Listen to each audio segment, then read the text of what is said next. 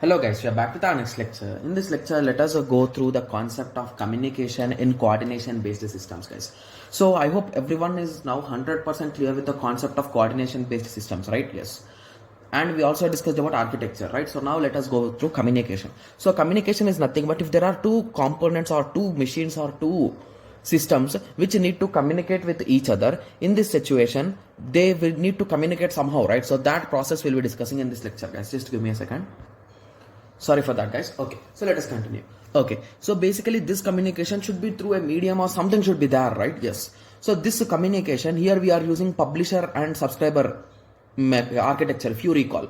Like one will be publishing and the subscribers will be getting the data, right? Yes. So here in Java, if you take in Java based systems, we will be using the RMI, guys. That is nothing but a remote method invocation to do this, to achieve this process.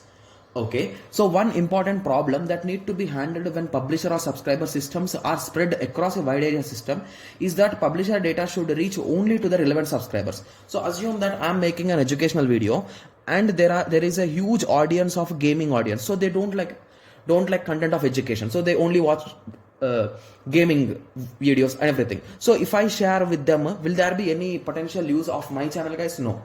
Because they will just neglect, okay, who will be studying now? We want enjoyment. We want to have some gaming channels, share them. Like that, they will be thinking, right? Yes. So that is the reason why always this data should be sent only to the relevant people. Guys, I'm giving the example of YouTube and all those things because you will be having a clear idea on what they are trying to say, what the sentences are trying to say, okay? Yes.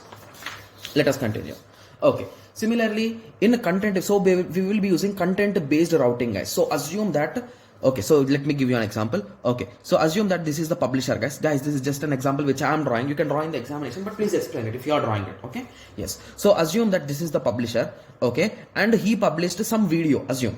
Okay, okay. So learn Java in 5 minutes. Assume. So you'll be finding many videos, right? Yes. So assume that he published a video like this. So learn Java in 5 minutes. Okay. Yes. So now there is a subscriber who will be requesting for this video, right? Yes. So if he searches for this video, he should get. Only then that is a best system, right? Else, if anyone is getting, so no one will be using, right? No one will be viewing it. Only rarely we will be getting used, right? So that is the reason why based on his title of the video, like learn Java in 5 minutes. So based on these words, the algorithm will be ranking his video, guys.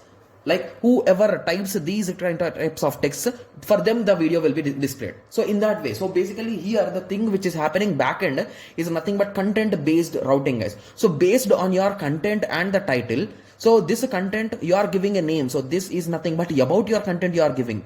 Okay. So in that situation, it is traveling to the nearby subscriber who wants it.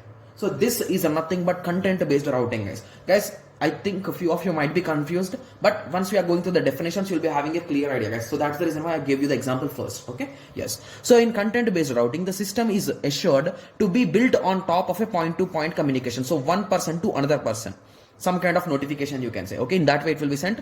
Okay. Through the nodes.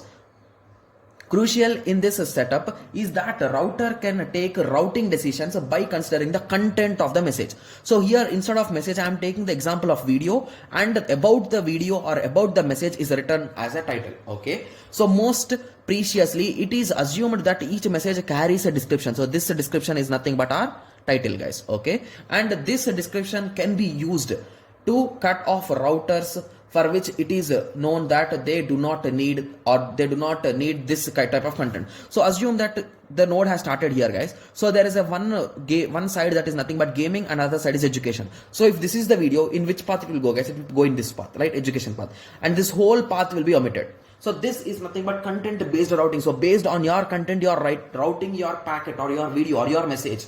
So that is content based routing, guys. Okay. Okay, so this is an example, guys. You can just go through the example.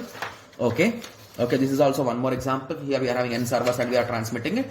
Okay, so now I hope everyone got some basic idea about how the content based routing is done, right? Yes. So you might be having it out that, okay, so then only for them if it goes, then there is no upgrade of subscribers or everything, right? So only they will be watching, right? Yes. So that is the reason why we will also have the broadcasting mechanism also.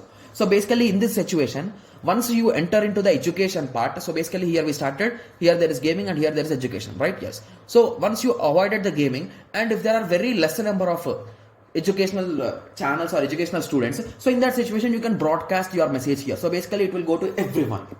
It might be a spam, but it can, there's a chance also.